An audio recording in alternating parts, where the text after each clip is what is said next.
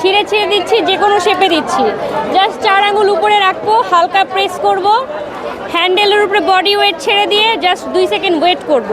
দুই পাশ থেকে যখন বের হয়ে আসবে, এই যে হয়ে গেছে, হালকা ঝাঁকি দিব, এই যাই মাত্র 2 সেকেন্ডে গোল রুটি, চাঁদের মতন গোল রুটি। যে কোনো শেপে দিব, পারফেক্ট গোল রুটি হয়ে যাবে।